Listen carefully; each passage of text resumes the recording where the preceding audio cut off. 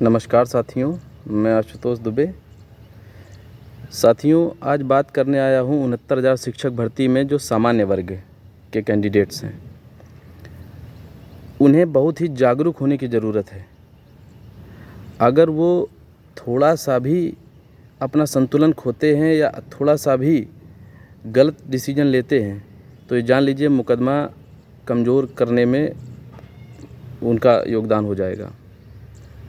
साथियों, आपको ये ध्यान देना होगा कि जब 69,000 शिक्षक भर्ती का मुकदमा ओवरलैपिंग को लेकर पड़ा तो सिंगल बेंच में एक तो लखनऊ खंडपीठ में पड़ा और दूसरा मुकदमा किया गया इलाहाबाद में। हम लोग लखनऊ खंडपीठ की तरफ मूव हुए और कुछ लोग इलाहाबाद की तरफ मूव हुए। तो सारी सुनवाई सब कुछ लखनऊ बेंच में हुई, सब कुछ लखनऊ बेंच में हुआ। जो लड़ाई लड़नी थी वो लखनऊ बेंच में लड़ी गई। जो एविडेंस कलेक्ट करना है, जितनी भी मेहनत करना है, वो सब लखनऊ बेंच के वकीलों को देना था, क्योंकि यहीं बहस हो रही थी। यहीं आरक्षित वर्ग के सारा का सारा पैनल पूरा उतार दिया गया था, चाहे सिंगल बेंच हो और चाहे डबल बेंच हो। तो हम लोगों की जितनी भी लड़ाई थी सामान्य वर्ग के हित के लिए, वो दोहरे आरक्षण की, वो लखनऊ खंडपीठ में थी। मेरा आप लोगों से सिर्फ एक क्वेश्चन है, जो सामान्य वर्ग के साथी हैं वो कृपया ध्यान दें इस बात को कि इलाहाबाद का मुकदमा पड़ने से सामान्य वर्ग को क्या लाभ हुआ। ये क्वेश्चन है और ये क्वेश्चन सभी अभ्यर्थियों को इलाहाबाद के लोगों से पूछना चाहिए कि आपने जो वहाँ मुकदमा डाला उससे लखनऊ के मुकदमे पर क्या असर पड़ा या क्या लाभ हुआ। सामान्य वर्ग के अभ्यर्थी का इलाहाबाद के मुकदमे से क्या लाभ हुआ। मेरे हिसाब से लाभ तो नहीं हुआ है, लेकिन नुकसान ज़रूर हुआ है, क्योंकि सारी लड़ाई, सारा सिस्टम यहाँ हुआ था और याची बना लिए गए इलाहाबाद में, जिनका एक भी पैसा हम लोगों के काम नहीं आया। और जब हम लोगों को कुछ पैसे की आवश्यकता भी पड़ी तो हमने ये कहा भी कि भाई कुछ मदद अगर हो सके तो कर दी जाए। तो इलाहाबाद के लोगों का ये जवाब आया कि आपने अपनी दम पर मुकदमा किया है, हमारे दम पर नहीं किया है, तो आप लड़िए, चाहे हारिए और चाहे जीतिए, हमें इससे कोई मतलब नहीं है। हम आप लोगों का कोई सहयोग चवन्नी का नहीं करेंगे। तो हमने कहा कि भाई आपने जो याची बनाए हैं वो अभ्यर्थियों का पैसा है, आपका पैसा नहीं है। और अभ्यर्थियों ने पैसा सिर्फ इसलिए दिया है ताकि आप जहाँ मुकदमा लड़ा जा रहा है उस मुकदमे को कमज़ोर ना होने दें। अगर आप हम लोगों का सपोर्ट नहीं करना चाहते थे तो ठीक है, एक सीनियर आप ही यहाँ कर देते मिलकर। वहाँ 300 याची हैं इलाहाबाद में और हम यहाँ 60 में लड़ते रहे और हमारे साथ धर्मेंद्र और नितेश हिमांशु की टीम थी। हम लोग तो 2 ही लोग यहाँ पर लड़ने वाले थे जिनके वकील थे। और अगर किसी को इस बात में शक है तो चाहे सिंगल बेंच का ऑर्डर उठा के देख लें, चाहे डबल बेंच का उठा के देख लें। हमारे ही वकीलों के कंटेंशन नोट हैं, हमारे ही वकीलों की आर्ग्यूमेंट नोट है। बाकी किसी का हो तो बताइए भाई, प्रमाण दीजिए ना कि कहाँ पर आपका कौन सा वकील यहाँ पर बहस कर दिया है। और अगर बहस नहीं किया है तो आपके मुकदमा डालने से सामान्य वर्ग को क्या लाभ हुआ। अब मामला गया है सुप्रीम कोर्ट, तो डिसाइड हुआ है लखनऊ बेंच से। तो लखनऊ बेंच के याचियों को ये चाहिए कि वो फट से लखनऊ बेंच के जो पैरवी करता है, चाहे मैं हूँ, चाहे नितेश, हिमांशु, धर्मेंद्र हूँ, जो जिसके साथ जुड़ा था वो तुरंत उसके साथ में याची बने और सुप्रीम कोर्ट पहुंच जाए। क्योंकि अगर वो ऐसा नहीं करेगा, अगर हम ये वेट करेंगे कि अभी इलाहाबाद का क्लियर होने दीजिए तब हम जाएंगे, तो अभी कोई भरोसा नहीं कि वो मुकदमा कब क्लियर होगा। फिर भी हम लोगों ने 27 तारीख की मीटिंग में आपसी सहमति बनाकर और ये डिसाइड किया कि भाई इतना इतना याची शुल्क लिया जाएगा, जिसका ऑडियो हमने डाल दिया है ग्रुपों में, सब लोग सुन सकते हैं कि हमने बिना किसी की सहमति के बिना काम नहीं किया था, हमने सबकी सहमति लेकर काम किया है। फिर इसलिए क्योंकि जबकि हम लखनऊ बेंच के थे, हम सिंगल भी जा सकते थे, लेकिन फिर भी हमने सहमति ली कि भाई सहमति होना बहुत ज़रूरी है, सब आपस में अपने भाई बहन हैं, बना रहे कोलेब्रेशन। लेकिन जब हम लोगों ने पैसा और डॉक्यूमेंट्स लेना शुरू कर दिया, उसके 2 दिन बाद फिर से जो है बच्चों को, यात्रियों को, अभ्यर्थियों को भरमाना शुरू हो गया है। रेट कम करके, जैसे दुकान पे सामान बेचा जाता है उसी तरह से जो पैसा तय हुआ था उससे पैसा कम करके वो बनाना शुरू कर दिए। भाई जब आपका मुकदमा इलाहाबाद में है, आपके बच्चे अभी वहाँ से फ्री ही नहीं हुए हैं, अभी मुकदमा डिसाइड नहीं हुआ, तो याची किसको बनाओगे भाई? हमारे लोगों को याची बनाओगे। और हमारे लोग विश्वास कितना करेंगे भाई? और जो लोग विश्वास कर रहे हैं वो अपने पैर पर कुल्हाड़ी मारेंगे, ये जान लीजिए। क्योंकि आपके लिए लड़ा कौन है, आपको ये देखना होगा। इलाहाबाद का मुकदमा पड़ने से सामान्य वर्ग को कोई एक पैसे का लाभ नहीं हुआ है। वो पैसा सिर्फ अपने पर्सनल स्वार्थ और अपने पर्सनल यूज के लिए वो यूज किया गया है।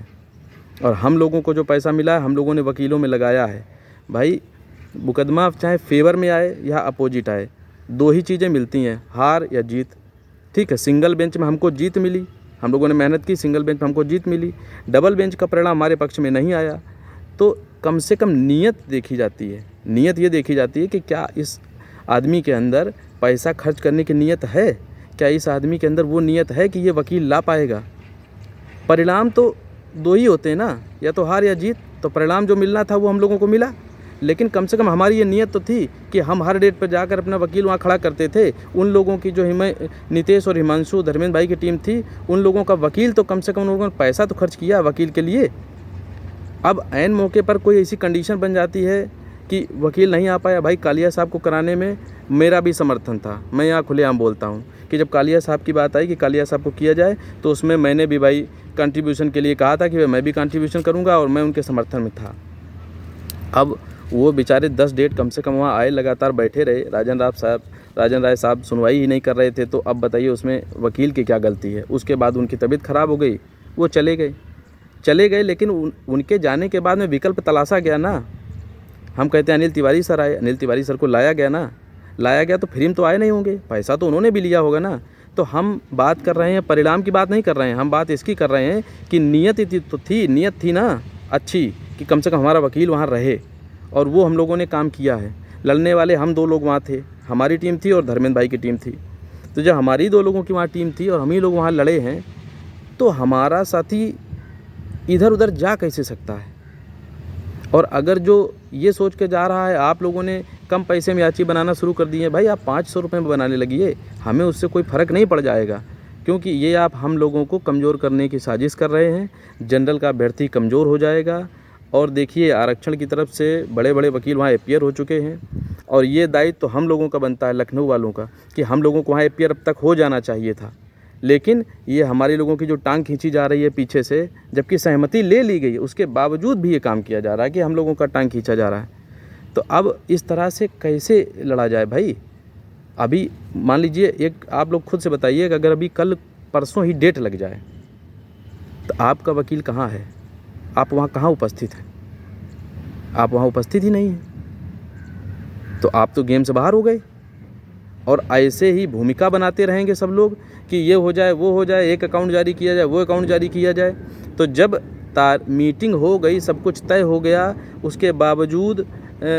उसके बाद हम लोगों ने प्रक्रिया शुरू की, फिर से ये दोबारा से कहाँ से आ गया और आपने कम पैसे में याची बनाना शुरू कर दिया। ये आप सामान्य वर्ग को कमज़ोर कर रहे हो। सामान्य वर्ग का अभ्यर्थी इस बात को ध्यान दे कि आपके लिए हम लोग लड़े हैं, हम लोगों ने वहाँ अपना रात दिन एक किया है।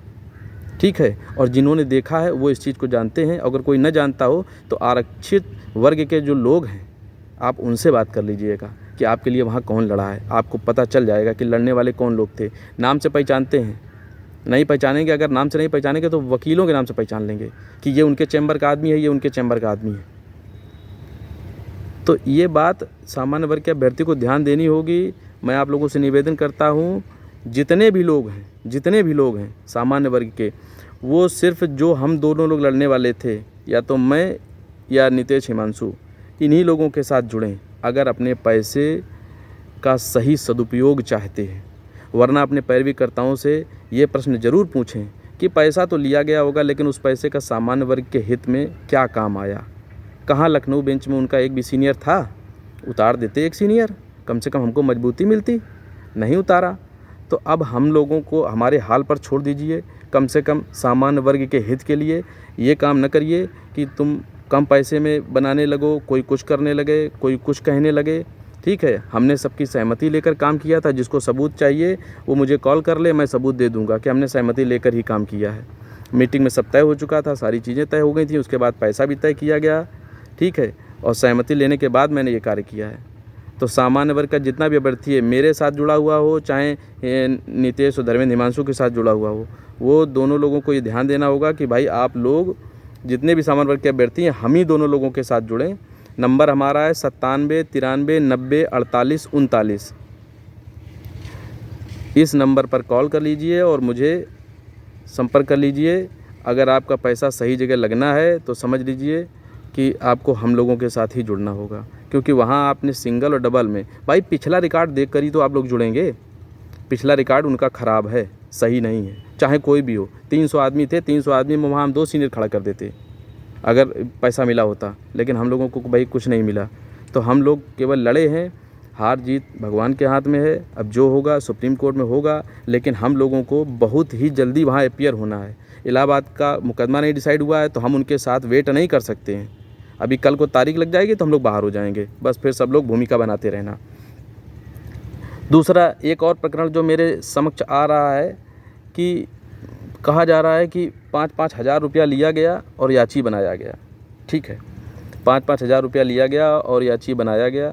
तो भाई जिन लोगों ने पैसा दिया उन लोगों ने तब चुपचाप क्यों दे दिया?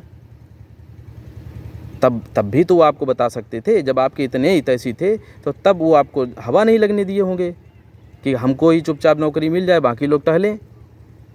और अब वो ये गाना गा रहे हैं तो काहे चुपचाप दिए? नहीं देना चाहिए था। आपके इतने हितैषी थे तो आपको पहले वो बताते ना कि भाई हम ऐसा ऐसा काम कर रहे हैं तो क्या हमें करना चाहिए। ठीक है, तो तब तो चुपचाप दे दिया गया। और अब अगर ये गाना गाया जा रहा है और वो जो पैसा था उन पैसों की याचिकाएं पड़ी, बाद में हमने सारा पूरा रिकॉर्ड सब कुछ चेक किया और मुझे भी पूरी जानकारी उस चीज़ की हो गई थी। मैंने सारी जानकारी देखी थी और उसमें मैंने भी पैसा अपना दिया था। अगर किसी को कुछ जानना हो तो बता देना, हम सब कुछ बता देंगे उसको। ठीक है। और वो जो अभ्यर्थी ये सब बात फैला रहे हैं कि वो पैसा दिया गया, ये पैसा लिया गया, उनसे पूछिए कि जब आपने दिया तब आपने अपने पैरवीकर्ताओं को किसी को नहीं बताया होगा। क्यों? क्योंकि उनकी भी नौकरी ना लग जाए, आप है कि केवल लगे। तो अब काहे रो रहे हैं इन सब चीज़ों के लिए? सामान्य वर्ग का अभ्यर्थी इस बात को ध्यान दे कि वो सिर्फ़ और सिर्फ ऐसे लोगों के साथ जुड़े जिन लोगों ने उनके लिए मेहनत की है, वरना इस मुकदमे का कोई अर्थ नहीं रह जाएगा। आप सिर्फ़ और सिर्फ पछताएंगे, क्योंकि जिन लोगों ने अपनी जेबें भरी हैं उनका कोई वकील नहीं था, न सिंगल बेंच में न डबल बेंच में। तो आप ये आशा कैसे कर सकते हैं कि वो सुप्रीम कोर्ट में आपके लिए खड़े होंगे? और अगर खड़े होंगे तो मीटिंग तय होने के बाद में ये कम पैसा लगाकर याची बनाने का जो प्रक्रिया शुरू की जा रही है, जानते हैं सुप्रीम कोर्ट में जो बच्चा जिसके साथ जुड़ा है वो बच्चा अगर उसको आप भरमाएंगे और हम लोगों की प्रक्रिया कमज़ोर हो गई, हम लोग सुप्रीम कोर्ट में नहीं पहुंच पाए, बच्चे नहीं मिले, तो मुकदमा कौन हारेगा? ये नेता लोग हारेंगे? आम अभ्यर्थी हार जाएगा जो अपनी नौकरी की एक आस लगाए बैठा है। इसलिए सबसे निवेदन है कि कृपया हम जो हमारी 2 टीमें हैं इन्हीं के साथ जुड़िए। अभी तक मैंने इस तरह का कोई वीडियो बनाया नहीं था, मैंने किसी की खिलाफत भी नहीं की, लेकिन अब जो है जब पानी सर से ऊपर जा रहा है कि उस मीटिंग में मैं भी था, मेरे सामने सारी चीज़ें डिसाइड हुई हैं, जो बातें हुई थी उन सब बातों पे हम तय हो गए थे, पैसा भी हमने रेट तय कर दिया, उसके बाद अब इस तरह की बात की जा रही है। तो ये सब भाई क्षम्य नहीं है। और सामान्य वर्ग का अभ्यर्थी कृपया इस वीडियो को बहुत ही तन्मयता से देखे और समझे कि मैं क्या बोल रहा हूँ। अगर आप कोर्ट इस समय नहीं पहुँचे तो आपका काम नहीं होगा। दूसरी बात है कि हम सस्ते वकील के चक्कर में नहीं जाएंगे कि हम बिल्कुल सस्ता वकील वहाँ ढूंढ लें, जो जब बड़े सीनियर को ब्रीफिंग कराने का नंबर आएगा तो सस्ता वकील ब्रीफ करा देगा। ऐसा वकील होना चाहिए जिसके अंदर इतनी काबिलियत हो कम से कम कि वो अपनी बात को सीनियर तक पूरी तरीके से डिलीवर कर पाए। याचिका बनाने में जो समय जाता है ना, 10 दिन 15 दिन, वही समय का पैसा लिया जाता है, क्योंकि एक एक पॉइंट पर डिस्कशन होता है। आज चाहो कि कल याचिका डाल दें तो उस याचिका में कितनी दम होगी, कॉपी पेस्ट करके डाल देंगे सब लोग, लेकिन उस पर कोई डिस्कशन हुआ है कि इसमें कौन सा पॉइंट जोड़ा जाएगा, कौन सा पॉइंट घटाया जाएगा। याचिका डालना बड़ी बात नहीं, अभी हम कल ही डाल दें, बताइए, कल पड़ जाएगी याचिका, मेरी डायरी नंबर भी हमको मिल जाएगा। लेकिन कम से कम इतनी मजबूत तो हो कि हम वहाँ स्टैंड करा पाएँ, उस पर अपना सीनियर तो स्टैंड करा पाएँ। तो कृपया आप सब समझदार हैं, इस बात को थोड़ा सा गहराई से सोचिए और हम लोगों के साथ जुड़िए। मेरा मोबाइल नंबर फिर से मैं बता दे रहा हूँ, 97 93 90 48 39। धन्यवाद।